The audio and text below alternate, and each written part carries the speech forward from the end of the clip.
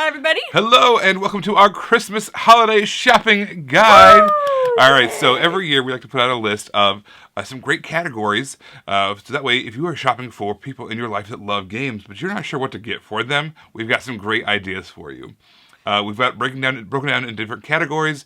Two-player category, strategy, like heavier strategy games, kids games, family games, some gaming accessories, stocking stuffers, all kinds of different categories. We're going to break it down, give you a couple of 3 options in each category. That way to give you some ideas of where to start looking for the gamer in your life. And then most of these games are newer within the past couple of years, and we did check to see this stuff is available. So we're not telling you an idea.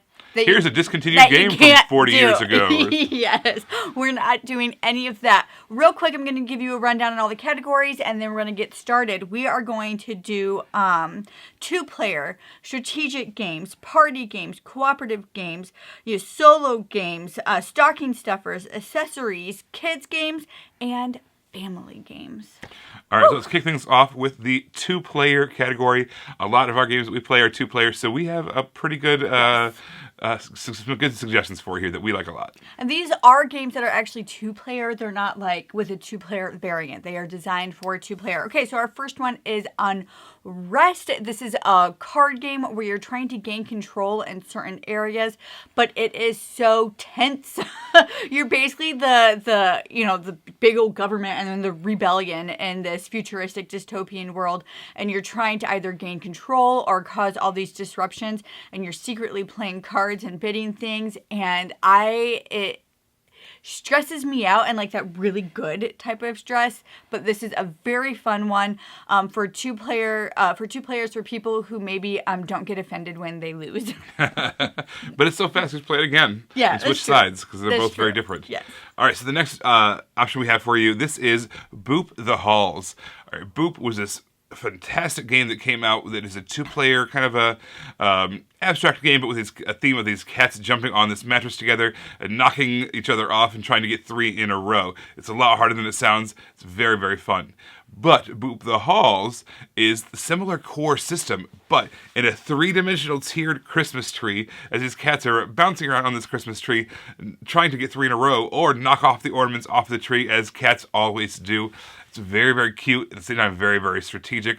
What a wonderful 2-player game, perfect for this time of year as well. I highly recommend Boop the Halls. You could also just have this game like set up in your living room on your coffee table, so you can just play it whenever, but then it's also decoration. Okay, and our last one for this category is Compile. This is a game where you are artificial intelligence and you're kind of deciding what your personality is going to be.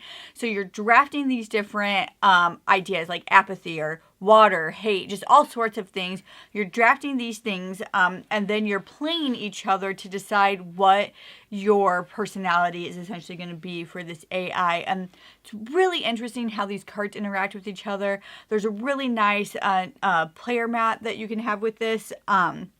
And the graphic design, I talk about this all the time when I talk about this game. The graphic design in this game is absolutely perfect because it immerses you in the theme without taking away from the gameplay. It is just like, it's what I consider the perfect graphic design was done in this game. And that is Compile. There's so many different varieties in this game.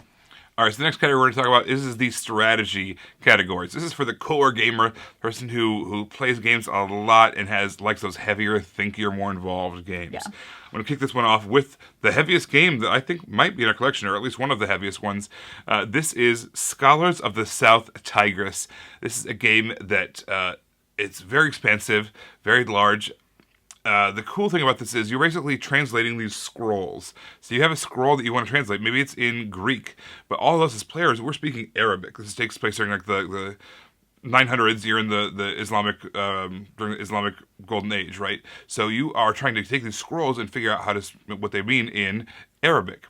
So not everybody speaks Greek and Arabic. You might have to hire someone who speaks Persian, and then someone who speaks, Hebrew or whatever it is, and until it gets all the way back. And you hire enough translators until it finally gets back to Arabic.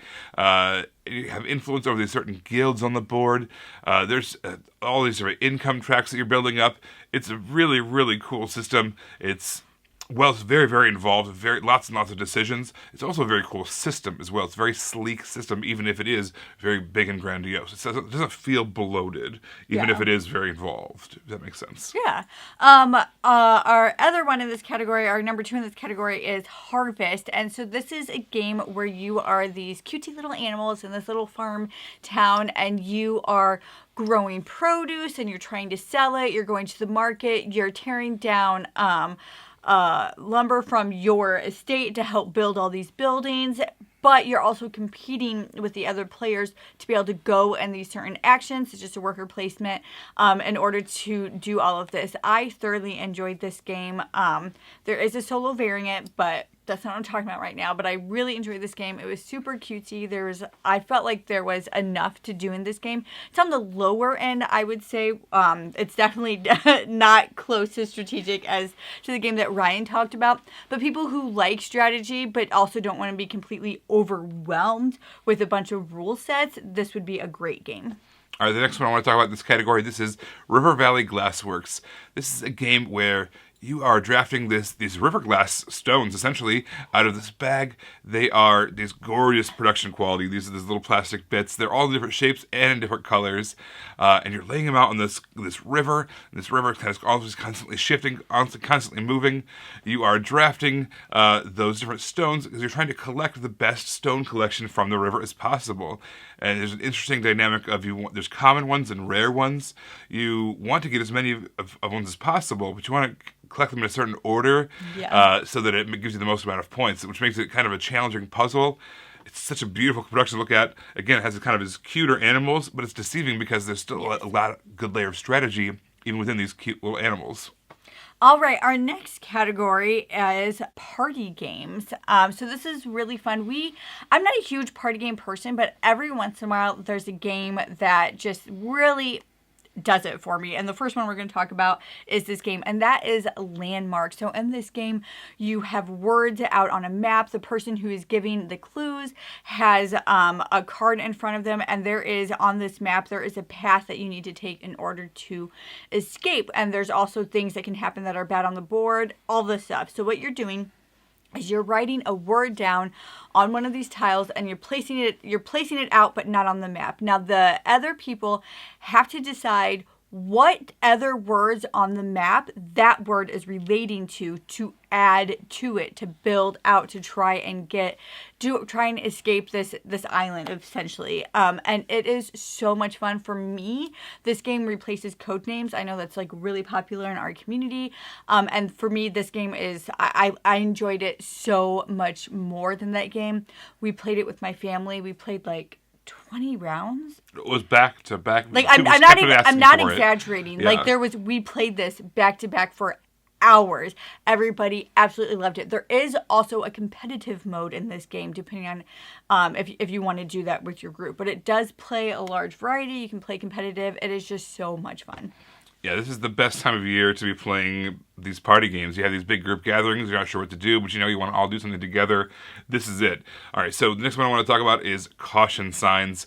Caution Signs is kind of, for me, you mentioned a Codenames killer. This is a Pictionary killer. In Pictionary, you're given a word, and you draw it, and you guess it, and that's the end of it.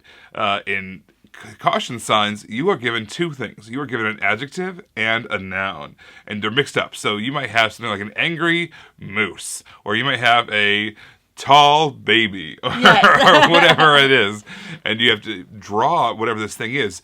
But you're on a timer. It's an extremely quick timer, 20 seconds. And so you have to quickly scroll as fast as possible. Maybe you get a chance to show a moose, but do you have enough time to make it angry or whatever the case is? And now what's going to happen is there's one person who wasn't drawing. What they have to do is they have to guess.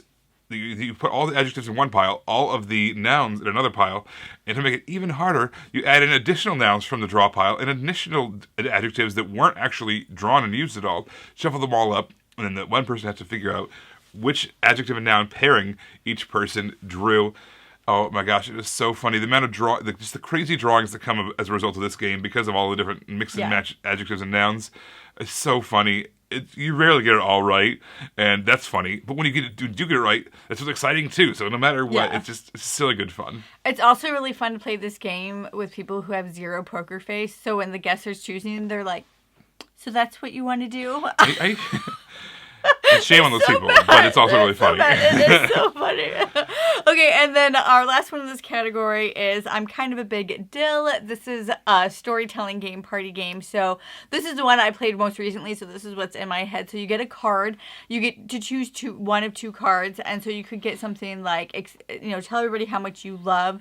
We just played the Christmas one. How much you love the Precious Moments nativity scene. So you have to figure out what your actual feeling of that is. And then outside of that, you get a token. And so the token is either going to have 0, or it's going to ramp that up in either the positive or the negative of your love of Precious Moments nativity scenes. So what you're doing is you're telling a story. You're just talking about how much you love or hate based on that token and based on you really stand. Now, what's fun about this game is you can't really go all out, because if everybody guesses it correctly, you don't score any points. So you want some people to guess what token that you drew. That's what the people are guessing, what token you drew. You want some people to guess that correctly, but you don't want everybody to guess that correctly. This is actually a game that is much better suited for people that you are already familiar with, because there's going to be so much nuance in it with that token, whether you get like the +2 versus the -1, the nuance of that. So that is the last one in this category. All right, the next category we're talking about is the cooperative category. If you are someone, or the person that you're buying for is someone that doesn't like a lot of outward aggression, you want to work together as a team, we've got some great choices for you. All right, the first one I want to talk about, this is called Horrified. There's several games in the Horrified line of games, and they're all excellent. The newest one that I want to talk about, this is Horrified World of Monsters. Basically, you have these different monsters that are roaming around the board, and each one of them has a different way of defeating them. And so every time you play, you're playing with 2, 3, or maybe if you're insane and you love difficulty levels, you can play with all 4 at the same time. If you want to ensure you lose, right. Do that. But basically, each one has a different way that you have to defeat them. Maybe it's a little puzzle you have to build. Maybe you have to roam around the board, picking things up and delivering it to a certain area of the board. Whatever the case is, each one separately has its own win condition, which is a really cool novel idea. Each one of the Horrifieds stands alone by itself. The 2 newest ones, by the way, Greek Monsters and World of Monsters, can be combined to be kind of like expansions to each other. You can play these monsters on this map, these monsters on that map, which is pretty cool. So all the Horrifieds are great. Our current favorite, which is the most recent one, is the World of Monsters. Check it out. Also, that one does have Cthulhu, so if you have a Cthulhu lover, or a horror, So our other one is Lord of the Rings: Adventures to Mount Doom. I was surprised with this game because it is a roll and move, but it's like a gamified roll and move. So you are the Fellowship and you're trying to get the ring to Mount Doom. Every time that it is, when you're playing this game, every round you're taking 2 of the Fellowship characters and you're rolling them and you're deciding which one you're choosing and you put them on the book. And then you take that one that you did roll and you add another Fellowship character and you roll to determine how much they move, and you choose one of those 2 again. And also the bad guys, you have to roll those all the time and you're forced to choose those, but whatever. And so you're trying to get them all to kind of move together, because when you encounter something or when a bad thing happens, you're only allowed to fight people with the people in a certain proximity to Sam and Frodo. So if they are it's so far ahead, right? If they're so far ahead, nobody can help them. But if other people are, then you can help each other. So it's kind of, you want everybody to kind of move along at the same pace and not land on these certain things. And there's cards that you are fighting. Some of them are good, some of them are bad. And all of the cards out of every deck, there's some that are secret. So you actually don't know what you're facing until you reveal it. So you're just playing this huge map going through. And it's especially good for people who don't want a lot of get overwhelmed with choices. This is a great one. All right, so the next one I want to talk about, this is Miller Zoo. Miller Zoo is based off of the real Miller Zoo in Canada. So all the characters in this game are real employees, at least at the time of the printing, of Miller Zoo. All the animals in this game are real animals in the Miller Zoo. This is a full cooperative legacy style game. And what that means is you have stickers that you're adding to the board. You're making permanent changes to this, basically, as you kind of go through this campaign style game. Every time you play, it ramps up a little bit more. You kind of gets a little bit more challenging, a little bit more difficulty, more things you need to do, but less time to do it in. This is a really fun cooperative family style challenge that you can kind of play over many, many, many sessions. It's just a very, very fun, cutesy family game, which lends itself great to our segue into our next category, which is family games. Family games. So we talk about party games, which are great for extended friends and family. Yeah. Family games, what we're saying is this is more like a family around the table, just like a small, smaller family setting rather than a party family setting. Yeah. So our number, these aren't numbered, they're all together. I don't know why I say that. I'm so used to saying that. Okay, so the first one I want to talk about is Wandering Towers. This game is hilarious. But it's not quite a party game, which is why we put it in the family category, because there are decisions you're making. So you're wandering around this circle, and there's towers, and they're moving as well. But the towers are going to cover up your guys. You have guys in the circle. You're all trying to get them into the wizard tower. First one to get that wins. And so you're all trying to wander around this. But the thing is, if the tower covers up your dude, he also now cannot get in the tower. And sometimes you forget where your guy is because so much stuff is moving around when you're playing these cards to determine how far somebody can move. Oh my gosh, it's so hilarious. We did bring this to a family function once, and it was a hit. Like a huge, huge hit with, like, I don't know, baby gamers, I guess is what would be a good way to describe that. But this is going to be a great family game, and it does have a higher player count as well. Up to 6, which is nice. Yeah, so that is nice, especially if you have, bigger immediate family at home. All right, so the next one in this category I want to talk about is 10 Days in the USA. This is a game that you are basically planning out a road trip all across the USA. It was an older game that was very well beloved, but it went out of print, and it just recently got back in, was reprinted and redone, and it's a great production. Basically, you're trying to line up these cards that you're given in a way that makes a perfect road trip. So if there's, for instance, you have all the 50 states, and then you also have cards and playing cards. So if states are next to each other, you can just drive from state to state.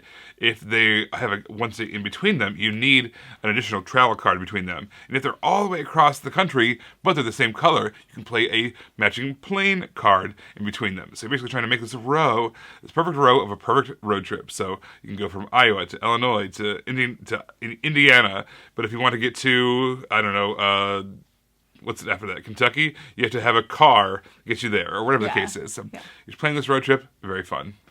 All right. The other one in this category is Skyrockets. This is a real-time game. I just love this game so much. So this is a real-time game where you have sand timers, but they're all going at different speeds. I think the shortest one is 20 minutes, and the longest one is maybe a minute or just shy of a minute. And they're all dripping at different speeds. You're playing cards in order to make it so they don't go out, because if they go out, then the audience isn't going to watch your show anymore. And you don't want that to happen. So you're trying to flip these cards in order to flip the sand timers so you don't go out, all the while you're trying to get other sand timer or timers to get all the way down this map. So you actually do want that one to go out in order to win. This kind of has a campaign built into it. There are many different modes of play. They progressively walk you through how to play the game, different ways to play the game.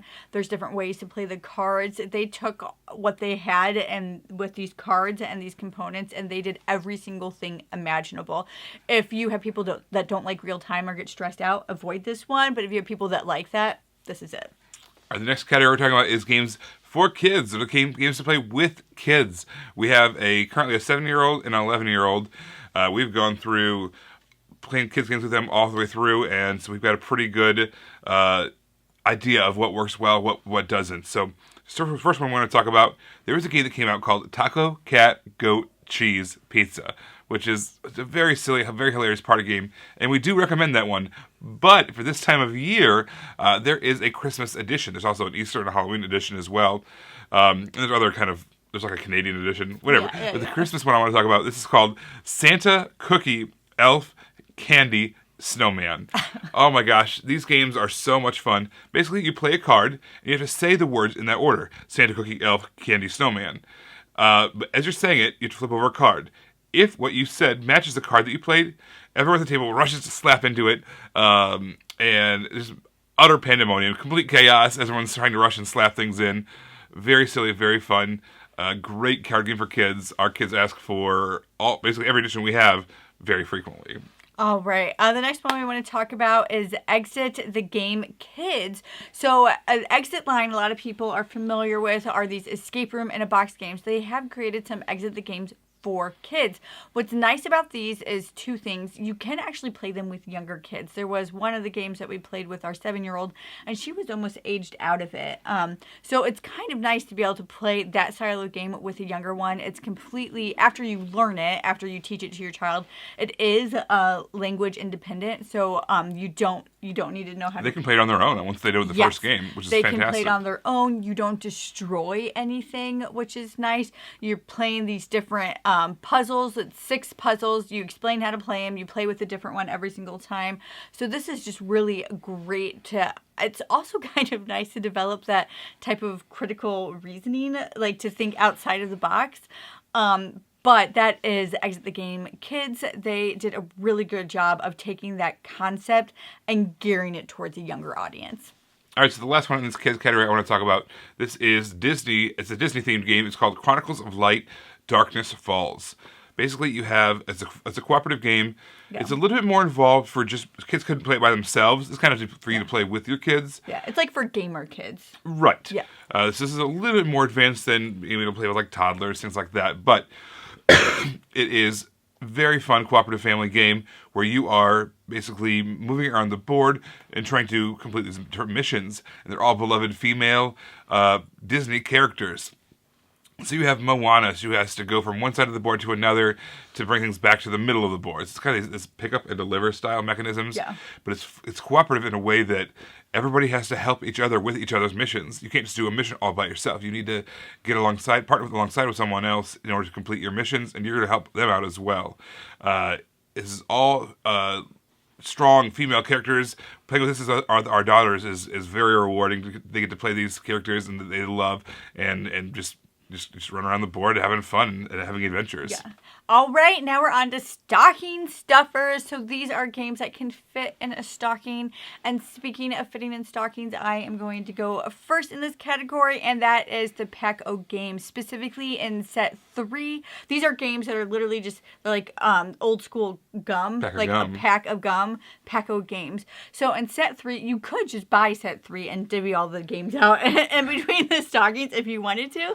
But the 2 that we really recommend from that set are Mad and Bog. Mad is a trick-taking game, and Bog is kind of like a not coding, but you're going along programming. It's kind of like a programming game, but we really, really enjoyed those. They are perfect. They will slide right in there. It's going to be one of those things where they dig in their stocking and they're like, oh, I have something else. And that's what it is. But like I said, you could just buy set 3 and divvy them out between everybody. All right, so the next one I want to talk about, this is a game called Flux. Flux is a very silly, very fun party, it's not a party game, but it's a card game where you are trying to win by completing an objective. But the rules of the games are constantly in flux. Usually you get to draw a card and then play a card. But then maybe the rules change, and now you get to draw 2 cards and play 1. Or maybe the objective changes. What you were going for has changed. Flux has been around for a long time. But some new ones came out recently that we really liked. One of our favorite ones we played was Camping Flux. So all the things are about like making s'mores. So you have to collect graham crackers and marshmallows and chocolate and bring them to, in order to fulfill the objective. Or maybe you need a sleeping bag and a lantern and a tent in order to complete your campsite, or whatever the case is. The objectives constantly changing. There's special kind of rules that everyone has to pass cards around or whatever the case is. It's just a very, very silly game. Perfect to slip into your into a stocking and just have some silly, chaotic fun. This is the opposite of strategy. You are just all along for the ride in the chaos. Embrace the chaos of this one. It is a very chaotic, silly game. All right, our last one for this category is Cortisons. This is probably the biggest box of all of them, but it still works. Still a small game. It's still a small game. Yes, this is a game where you are all trying to influence the queen's table. You have cards and you're playing, every time it's your turn, you're playing 3 cards. You're playing a card to yourself, you're playing a card to the banquet table, and you're playing a card to somebody else that you're playing against. And you're trying to influence who is in favor, because who is in favor is who you're going to score. The cards that you're playing are the different houses of people. Whoever's in favor is who's going to score positive. If somebody's not in favor, they are going to score negative. You also have personal objectives that you're trying to meet as well. This game is so fun and a little stressful, but in a good way, as you're trying to manipulate everything that is happening. All right, so the next category we're talking about is the solo games. Games for just one player. Me? Yeah, this is you. This is the you thing. You are more solo player than I am. Okay, so the first one I actually want to talk about is Lorcana Illuminator's Quest. Deep Trouble. Deep Trouble. It's a long title. Yes, Deep Trouble. If you have somebody in your life who likes to play Lorcana, but they're having trouble playing it with people, this game is a great way to kind of like test out your deck. It does play 1 to 2 players, so you can also play with 2 players, but this is a great way for you to be able to play the game while not necessarily having people around that you can play it. And it's a great idea. It's a great way to try and test your deck ideas as well. You can play against Ursula. She has a really simple, streamlined AI. She is very tough, but it's still a good way to get cards to just, like I said, test your deck, and this is something that you can play solo. The next solo game I want to talk about is Paper App Dungeon. This is a game that comes with a notebook and a pencil, and that's it. And the pencil actually has the numbers like a dice printed on it. So when you have to roll a dice, you can just roll the pencil across the table, and it gives you a value, which I love it. Dice are called like D6, for a 6-sided dice. So this is called a P6. It has a 6-sided pencil. But it's basically a little tiny dungeon crawl on paper that you kind of are just moving around on this board, rolling this dice. You're trying to get as many points as possible. You have health. You have coins you're collecting. What a cool system. You can take it on an airplane. You can take it anywhere. It's just all it is. It's just a small little fold-over notebook and a small little pencil. That's it. Everyone is... algorithmically generated. So every time you buy one of these, it's a different set of pages. So they're all different, but they all have the same challenge level, I guess. As you kind of get through, they get harder and harder. But every notebook in itself is unique and different from every other version of it that you buy. Highly recommend. Very cool. All right, our last one in this category is Sherlock Solitaire. So it is the game of solitaire, but in a Sherlock theme. You are drawing cards and you have to place them in every other order, just like you do solitaire. You are trying to meet certain objectives. So far, there's just the 2 objectives that you're trying to meet in this game. I thoroughly enjoyed it. It's just like a pack of cards while you're playing this. I took it to work. I really liked it. It is great. They successfully gamified solitaire. I just really enjoyed this one. And I definitely recommend it. For people who just like card games, I think that this works really, really well. All right, so the very last category I want to talk about, this is accessories. This is for the gamer in your life who has everything already and you're not sure what to get them. Or maybe just one of these categories quite fit them exactly right. This is going to work for them no matter what. All right, the first one we want to talk about is prints. All right, so board game art has gotten amazing over the years. And what you can do is you can go to the Board Game Geek store. They have prints of the covers of the games or alternate art of the covers of the games. So they have a little wall art for their gaming room or the gaming space. It looks beautiful. I highly recommend getting some prints or some kind of artwork that's gaming themed for their gamer space. Another one is stuffies. A lot of these really popular games have stuffed animals that the company has also made. Like I know that Everdell, they created stuffies of some of those characters. I know in Boop, they had a stuffy of the cat. So there's just a lot of other things like that. I know there's things like on Etsy as well, but specifically the board game companies, when you have a very popular product, want to engage more with the fan base in that product. So there are a lot of stuffed animals out there. All right, and the last thing is simply a gift card. I know gift cards can be lame, but specifically a gift card to someone's friendly local game store. We call it FLGS. That way they can get exactly what they want, and they're supporting their local game store, which is something they probably have to do anyways. They can get whatever they want, which is awesome. Well, everybody, I hope this list has been helpful for you. I hope you're able to buy for the gamer in your life, and we look forward from hearing from you. Merry Christmas, everybody. Bye. You guys, thanks for watching our shenanigans. As always, we appreciate it. Over here, if you follow this link, you're going to find a playlist we've hand-selected, handcrafted just for you because you watched this video. And if you check over here, this is a video that YouTube thinks you might like. So you can check that out if you want as well. All right, we appreciate it, guys. Thanks so much for watching, and we will see you next time. Bye.